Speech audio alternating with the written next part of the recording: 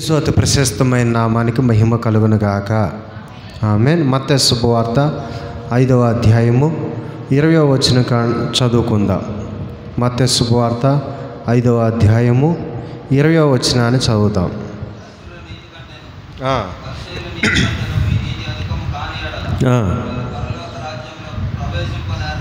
చాలండి. ఎవరి నీతి కంటే, శాస్త్రుల నీతి కంటే మన నీతి అధికం అవ్వకపోతేనంట మనం ఎక్కడికి చేరలేమంటే మనం ఎదురు చూస్తున్నటువంటి ఆ పరలోక రాజ్యాన్ని స్వతంత్రించుకోలేము.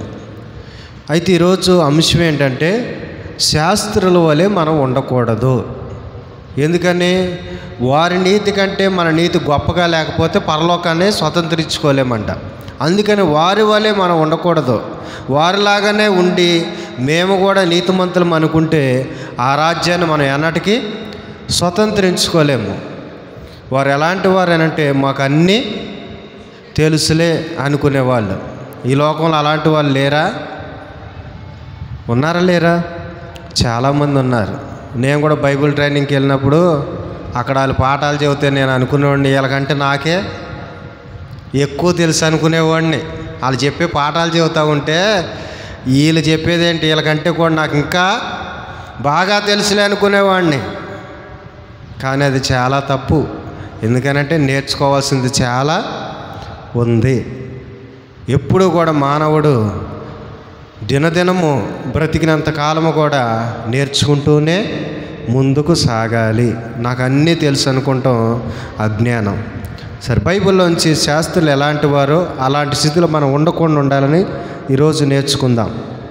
లూకా శుభవార్త 11వ అధ్యాయము 53వ వచనాన్ని చదువుకుందాం.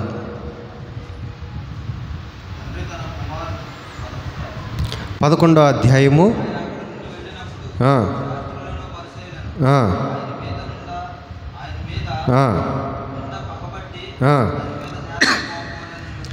చాలండి.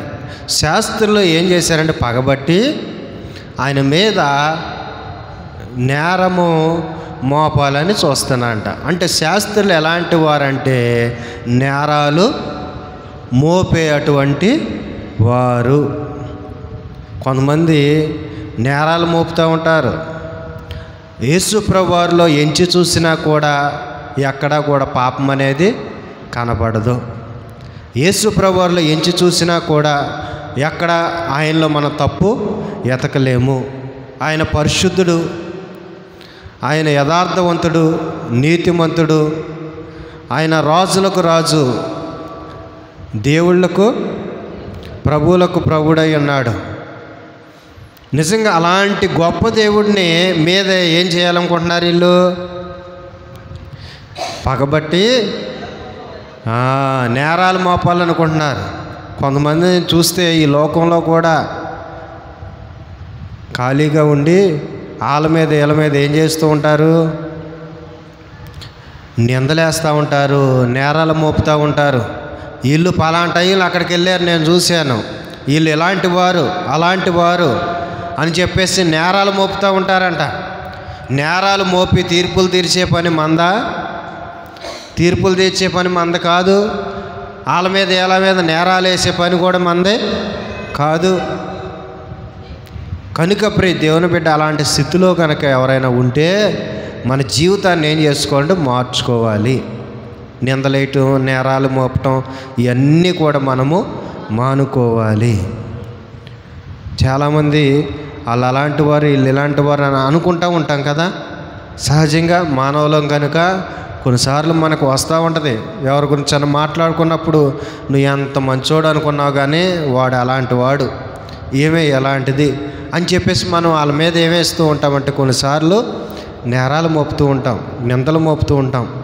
కొన్నిసార్లు మనం చూడకపోయినా చెప్పిన మాటలు విని ఇతరుల మీద ఏం చేస్తూ ఉంటామంటే ఇలాంటి వారే అని ఒక నిర్ధారణకు వచ్చి మనము కూడా వారి మీద ఏమేస్తూ ఉంటాం? నేరాలు మోపుతూ ఉంటాం. ఈ శాస్త్రులు అంటే ఏం చేశారంట? వాళ్ళు పగబట్టి ఏం చేశారు? పగబట్టి నేరాలు మోపుతున్నారంట. కొంతమంది ఎట్లా ఉంటారంటే పగపడతారంట. పగబట్టి ఏం చేస్తారు, ఎలాగైనా సరే వీళ్ళని బ్యాడ్ చేసేయాలి, ఎలాగైనా సరే వీళ్ళ మీద ఏదో ఒక బురద చల్లాలి, ఎలాగైనా సరే వీళ్ళు ఎందుకు నీతిగా ఉండాలి, ఎందుకు మారిపోయి ఉండాలి అని చెప్పేసి నేరాలు మోపుతూ ఉంటారు. ఎవరి మీద నేరాలు మోపుతారు? చెడ్డోడి మీద నేరాలు మోపుతారా? దొంగోడు అంటే ఊరుకుంటాడా? ఊరుకోడు కదా. మన బైబిల్లో చూస్తే గుడ్డోడంట స్వస్థత పొందిన తర్వాత అందరూ వెళ్ళి ఆయన్ని ప్రశ్నించడం మొదలుపెట్టాడంట. ప్రశ్నిస్తున్నాడంట, ఏమని? అసలు నీకు చూపు ఎట్లా వచ్చిందిరా? నువ్వు గుడ్డోడు కదా, ఎట్లా తెచ్చుకున్నావు చెప్పు అని చెప్పేసి అందరూ ప్రశ్నించటాలు, రకరకాల మాటలు అంట. ఆడు గుడ్డోడుగా ఉన్నంతకాలం ఒక్కడైనా వెళ్ళాడా? ఒక్కడన్నా వెళ్ళి ఒక పూట ఆహారం పెట్టారా? ఒక రూపాయి ఇచ్చారా? సహాయం చేశారంటే అదేమీ లేదు. వాడు బాగుపడిన తర్వాత వాడి మీద ప్రశ్నల వర్షం కురిపించేది. మనము కూడా మన జీవితంలో బాగోనప్పుడు ఎవరు వచ్చి ఒక రూపాయి ఎవరో చెయ్యి అందించరు, ఏం చేయరు. కానీ మనం బాగుపడతాం చూడండి, అప్పుడు మనల్ని ఏం చేస్తారంటే ఏదో ఒక రకమైన బురద జల్లాలని చూస్తారు. చూడరా, ఖచ్చితంగా చూస్తారు. ఎవరైనా ఒకరు బాగుపడ్డారనుకో, పక్కనుండి వాళ్ళు ఏం చెబుతారు తెలుసా? అక్రమంగా సంపాదించేశారండి, లేకపోతే వీళ్ళకి ఎక్కడ డబ్బు?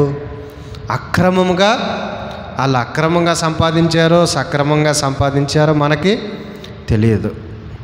కానీ మనం ఏం చెబుతామంటే అక్రమంగా సంపాదించేశారండి, అందుకని ఇలాగా ఉన్నారు. మేము అలా కాదు, మేము కష్టపడి తెచ్చుకుంటేనే తినేది అని చెబుతూ ఉంటారు. అయితే శాస్త్రులు ఎలాంటి వారంటే, ఒకటి నేరాలు నిందలు మోపేవాళ్ళు. మనం అలాగా ఉండకూడదు. క్లుప్తంగా చెబుతాను, చాలా మాటలు ఉన్నాయి కనుక. మత్తయి శుభవార్త 23వ అధ్యాయము 2-3 వచనాలు చదువుదాం. మత్తయి శుభవార్త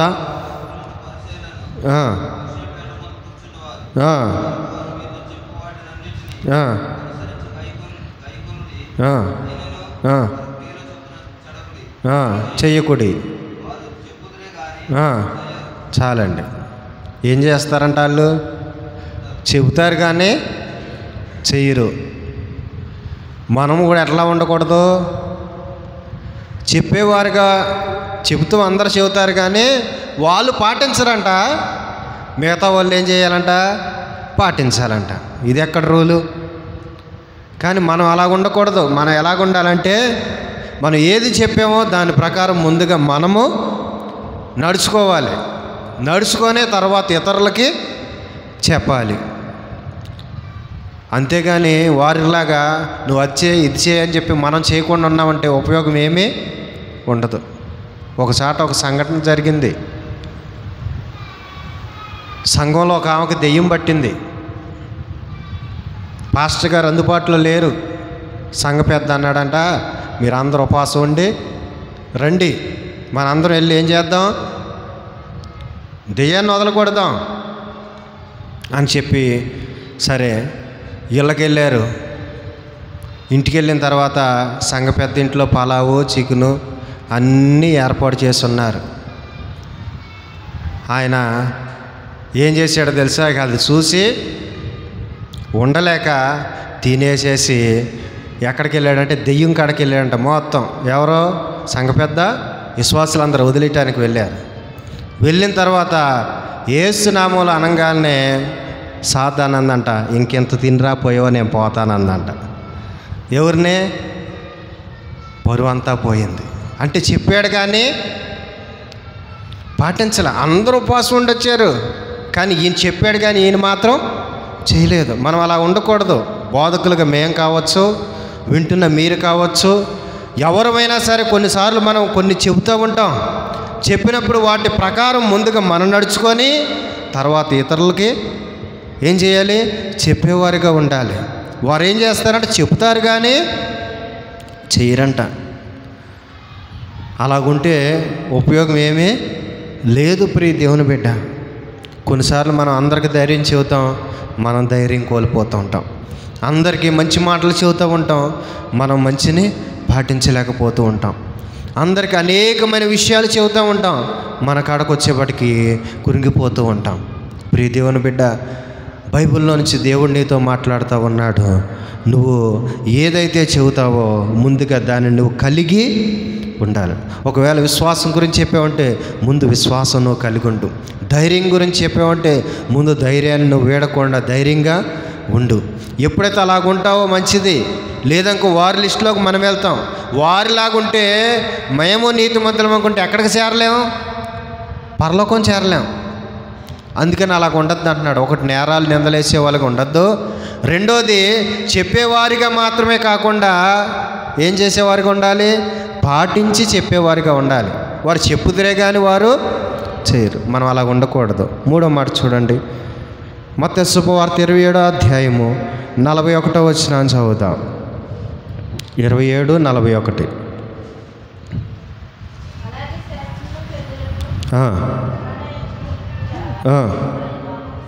చాలండి. ఏం చేస్తున్నారంట? హేళన చేస్తున్నారు, గేలి చేస్తున్నారు. ఎవరిని? సుయాన యేసుక్రీస్తు ప్రభువారినే గేలి చేస్తున్నారంట. మనము కూడా అలాగ ఉండకూడదంట. వారికి అన్నీ తెలుసు అనుకొని ఏం చేస్తున్నారు? చివరాఖరికి గేలి చేసే స్థితిలోకి వచ్చారు. మనకు అన్నీ తెలుసు అనుకొని మనం కూడా ఒకరిని హేళన చేసేవారుగా ఉండకూడదు. మీ అందరికి తెలుసు కదా, ఇవాళ మనం హేళన చేసామంటే రేపు మనము హేళనకు గురవుతాం. మరి వాళ్ళకి అన్నీ తెలుసు కూడా ఏం చేస్తున్నారంటే యేసు ప్రభు వారిని హేళన చేస్తున్నారు. వెనకాల కొట్టి ఎదరకొచ్చి మిమ్మల్ని ఎవరు కొట్టారో చెప్పండి, మిమ్మల్ని ఎవరు గుద్దారో చెప్పండి అని చెప్పేసి యేసు ప్రభు వారిని హేళన చేస్తూ ఉన్నారు. నిజంగా ప్రియ దేవుని బిడ్డ, మనము కూడా ఒకవేళ హేళన చేసే గుంపులో ఉన్నామేమో. చూడండి, ఈ రోజున మీరు చాలామందిని గమనించండి. హేళన చేసేవారు హేళన చేయబట్టడానికి మళ్ళీ గురైన వారు ఎంతమంది ఉన్నారు? హేళన చేసేవారు ఉన్నారా లేదా? చాలామంది హేళన చేస్తూ ఉంటారు. వారు ఈ రోజున ఎలాంటి స్థితిలో ఉన్నారు తెలుసా? వారిని హేళన చేయబడేటువంటి స్థితిలోకి వారు వచ్చేసారు. అందుకని మనమంట ఎవరిని కూడా హేళన చేయకూడదు. ఒక విషయం చెబుతాను, ఎవరిని కూడా మనం తక్కువ చేయకూడదు. ఎవరిలో ఏ టాలెంట్ ఉంటుందో, ఎవరిలో ఏ తలాంత్ ఉంటుందో ఎవరికి తెలీదు. ఎందుకు పనికి రాకుండా పోతాడు అనుకున్నవాడు గొప్పవాడు అవ్వచ్చు. అందుకని బైబిల్లో చెబుతాడు యేసు ప్రభు వారు, కడపటి వారంట మొదటి వారు అవుతారు. మొదటోడు భక్తి గల్లోడు పడిపోవచ్చు, పడిపోయిన వాళ్ళు లేపబడవచ్చు. అందుకని ఎవరిని చూసి మనం ఏమీ అనకూడదు. ఎవరిని చూసి మనం ఏమి అనకూడదు. ఎప్పుడు గేలి చేయకూడదు. మన పని అదే. చాలామంది ఏం చేస్తారంటే హేళన చేస్తూ ఉంటారు, గేలి చేస్తూ ఉంటారు. ఎవరిని చులకన చేయొద్దు, ఎవరిని తక్కువ చేయొద్దు. చేసామంటే ఒకానొక రోజున మనం కూడా ఏమైపోతాం? హేళన పాలైపోతాం. ఇవాళ మనం హేళన చేసామంటే రేపు మనల్ని హేళన చేసేవాళ్ళు ఉంటారు. ఇప్పుడు మనం అందరిని ఒక చూడండి, ఇలా చూపించానంటే 4 ఏళ్ళు ఎటు చూపిస్తున్నాయి? నాయపే. మనం ఒక్కరిగా హేళన చేస్తే రేపు నలుగురిగా మనల్ని హేళన చేస్తారు. అది గుర్తుపెట్టుకొని వారిలాగా మనము ఉండకూడదు. వారు ఎంత మంచోళ్ళం అనుకుంటున్నారు. అందుకని యేసయ్య అంటా ఉన్నాడు, మీ మంచితనం నాకు తెలుసులే. అందుకని యేసయ్య అంటున్నాడు, శాస్త్రుల నీతి కంటే మీ నీతి, వాళ్ళకంటే మీరు గొప్పగా లేకపోతే పరలోకాన్ని స్వతంత్రించుకోలేరు అని దేవుడే సెలవిస్తూ ఉన్నాడు. 4వ మాట చూడండి, లూకా శుభవార్త 20వ అధ్యాయము 45-46 వచనాలు చదువుదాం. లూకా శుభవార్త 20వ అధ్యాయము 45-46.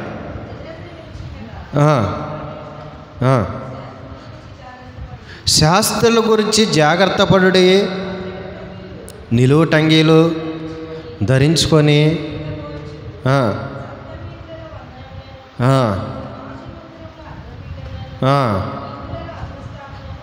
చాలండి. వీళ్ళు ఎలాంటి వాళ్ళంట? నిలువు టంగీ ధరించుకొని ఎవరన్నా కనపడంగానే వీళ్ళకి ఏం చెప్పాలని కోరుకుంటారంట? వందనాలు చెప్పాలని కోరుకుంటారంట. వందనాలు అనేది ఒకరు మనము చెప్పుకోవాలి. వీళ్ళైనా చెప్పచ్చు, వాళ్ళైనా చెప్పచ్చు, దాంట్లో ఏమీ లేదు. సేవకుడైనా ముందుగా చెప్పచ్చు, విశ్వాస అయినా చెప్పచ్చు. కానీ వీళ్ళు ఏం కోరుకుంటారంటే వాళ్ళే నాకు చెప్పాలని కోరుకుంటారంట.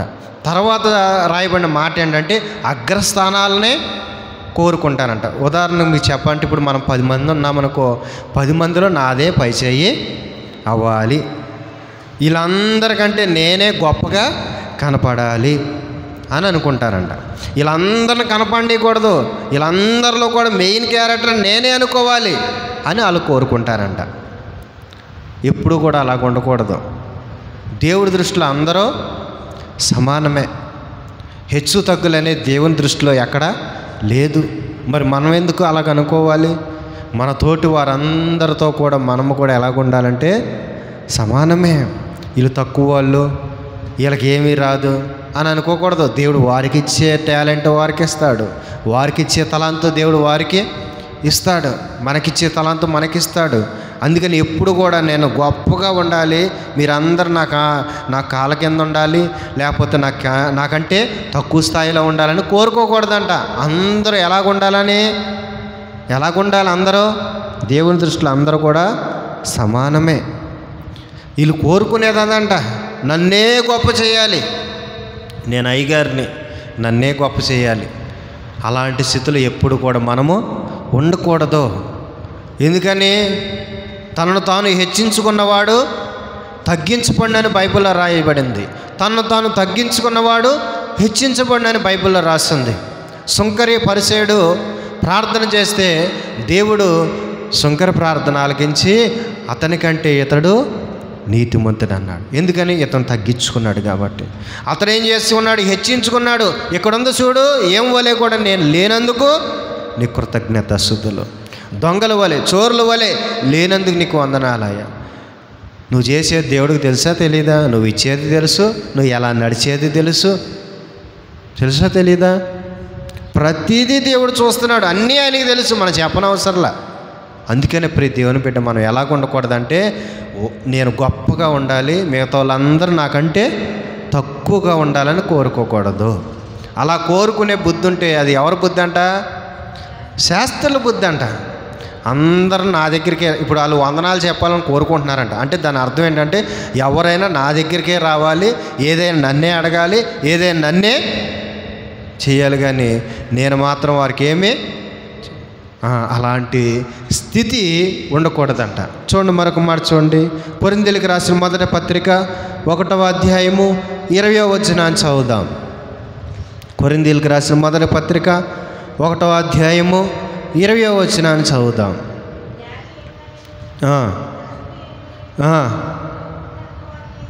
చాలండి. శాస్త్రి ఏమాయను, లోకపు తర్కవాది ఏమాయను. చాలండి. ఇక్కడ రాయబడిన మాటలు ఏంటంటే వారు తర్కిస్తూ ఉంటారంట. అంటే వాదోపవాదాలు చేస్తూ ఉంటారు. నువ్వు గొప్ప, నేను గొప్ప, తేల్చుకుందాం. లేకపోతే నువ్వు నడిచే నడక మంచిదో, నేను నడిచే నడక మంచిదో తేల్చుకుందామని తర్కవాదనలు పెట్టుకుంటారంట. ఎప్పుడు కూడా మనం అలాంటి వాదనలకే పోకూడదు. కంటిన్యూ చదువుదాం. అక్కడ ఒక మాట రాయబడేది, చదవండి.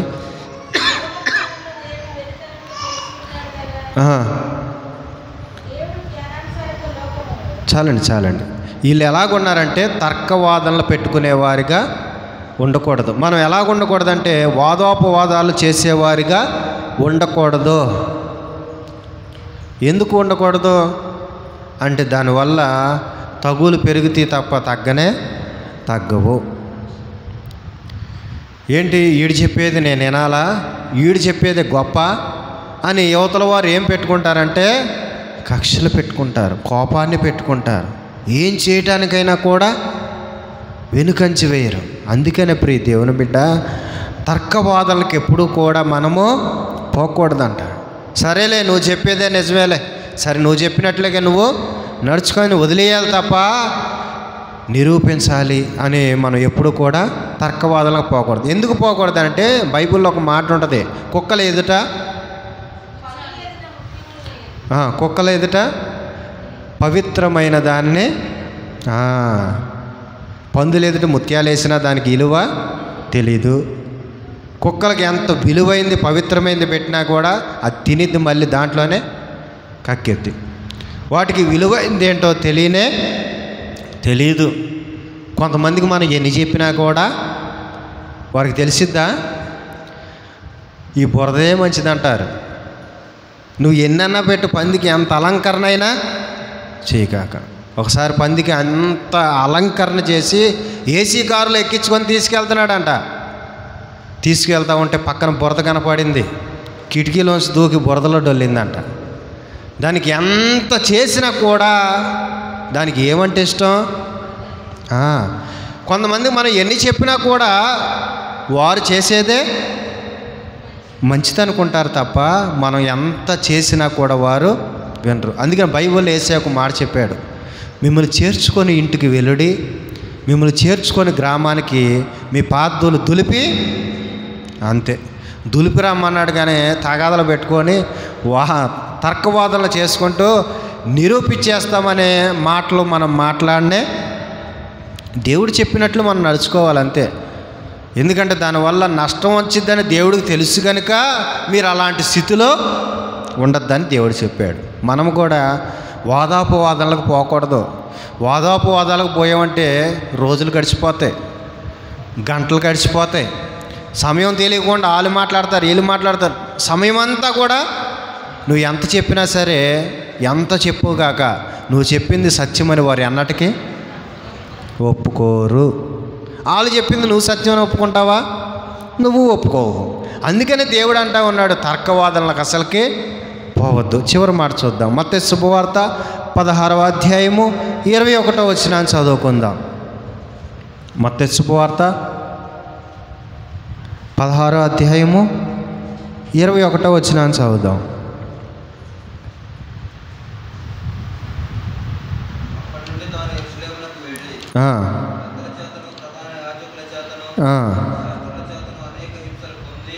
చాలండి. ఎవరి చేతంట? శాస్త్రుల చేత. వాళ్ళే కదా మనకి వాళ్ళ టాపిక్. ఇంకా చదువుదాం, కంటిన్యూ చదువుదాం. చాలండి. యేసు ప్రభువు వారు ఎవరి చేతంట? శాస్త్రుల చేత హింసలు పొందాడంట, చంపబడ్డాడంట. ఇప్పుడు వీళ్ళు ఎలాంటి స్థితిలో ఉన్నారంటే హింసించడానికి వెనకాడరంట, చంపటానికి కూడా వెనకాడరంట. మరి మనము కూడా అలాంటి స్థితిలో ఉన్నామంటే మనం కూడా ఎవరో శాస్త్రులమే. మనకు కూడా అన్నీ తెలుసు అనుకున్నామంటే మనం కూడా ఎలాంటి స్థితిలోకి వస్తామంటే ఆ టైపులోకి వచ్చేస్తాం. సౌలు కూడా ఎలాంటి స్థితిలో ఉన్నాడు? ఫస్ట్లో హింసించాడు, చంపాడు. అందుకనే నిలబడి ఒక స్టేట్మెంట్ ఇస్తాడు. ఏమన్నా తెలుసా? నేను హింసకుడును, దోషకుడును, హానికరుడును అని ఆయనే చెప్తాడు.